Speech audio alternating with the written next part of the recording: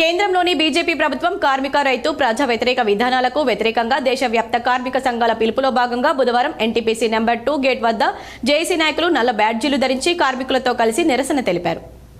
ఈ సందర్భంగా కాంట్రాక్ట్ కార్మిక సంఘాల జేఏసీ నాయకులు మాట్లాడుతూ అసంఘటిత కార్మికులకు కనీస వేతనం 26,000 రూపాయలు అమలు చేయాలని, 4 లేబర్ కోడ్లు రద్దు చేయాలని, ఇన్సూరెన్స్ రంగంలో ఎఫ్డీఐలను 100% రద్దు చేయాలని, ఎన్టీపీసీ యాజమాన్యంతో 2018 అలాగే 2022లో చేసుకున్న అగ్రిమెంట్ పూర్తి స్థాయిలో అమలు చేయాలని డిమాండ్ చేశారు.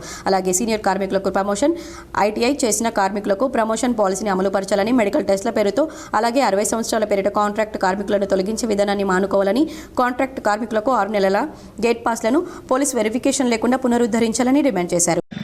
దేశవ్యాప్తంగా ఏదైతే బీజేపీ ప్రభుత్వం 4 లేబర్ కోడ్లను తీసుకొచ్చిందో 29 లేబర్ చట్టాలను రద్దు చేసి 4 లేబర్ కోడ్లను తీసుకొచ్చింది. వెంటనే లేబర్ కోడ్లను రద్దు చేయాలని చెప్పి కనీస వేతనం 26,000 ఉండాలని చెప్పి ఇప్పుడు బడ్జెట్లో ఏదైతే ఇన్సూరెన్స్ రంగాలను ఎఫ్డీఐని 100% తీసుకొచ్చింది దాన్ని వెంటనే రద్దు చేయాలని చెప్పి దేశవ్యాప్తంగా నిరసన కార్యక్రమాలు జరుగుతూ ఉన్నాయి. ఈరోజు అందులో భాగంగానే ఎన్టీపీసీ కాంట్రాక్ట్ కార్మికులకు జాయింట్ యాక్షన్ అన్ని కార్మిక సంఘాల ఆధ్వర్యంలో బ్లాక్ బ్యాడ్జీలు పెట్టి నిరసన తెలియడం జరుగుతూ ఉన్నది.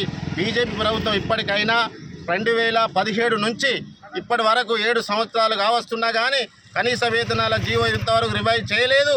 ఈరోజు ప్రభుత్వం వికసిత్ భారత్ అని చెప్పి కేంద్రంలో మోడీ ప్రభుత్వం, అమిత్ షా ప్రభుత్వం వీళ్ళు ఏదైతే దేశ ప్రజలకు ఏదైతే గాలి మాటలు చెప్పి ఈరోజు మళ్ళీ ప్రభుత్వాన్ని ఎక్కిర్రు. మరి ఈరోజు దేశంలో మరి శ్రామిక వర్గం అంతా ఈరోజు ఉత్పత్తిలో భాగస్వాములు అవుతూ కార్మిక వర్గం అంతా ఈ దేశానికి ఉత్పత్తి తీసుకువస్తూ ఉంటే వికసిత భారత్ను ముందుకు తీసుకెళ్తా ఉండడానికి మేము ప్రయత్నం చేస్తూ ఉంటే ఈరోజు కార్మికులకు కనీస వేతనము మరి 12,000 ఉన్నది. అది వెంటనే 26,000 అని చెప్పి ఈరోజు జాయింట్ యాక్షన్ కమిటీగా సిఐటిగా డిమాండ్ చేస్తూ ఉన్నాం. ఇప్పటికైనా బీజేపీ ప్రభుత్వం కార్మిక వర్గాన్ని మరి వెంటనే వారికి వచ్చే హక్కులను ఏదైతే ఉన్నాయో గెజెట్ చేసి వెంటనే 26,000 కనీస వేతనం ఇచ్చే విధంగా ఉండాలని చెప్పి మరొకసారి మరి సిఐటిగా విజ్ఞప్తి చేస్తూ ఉన్నాం.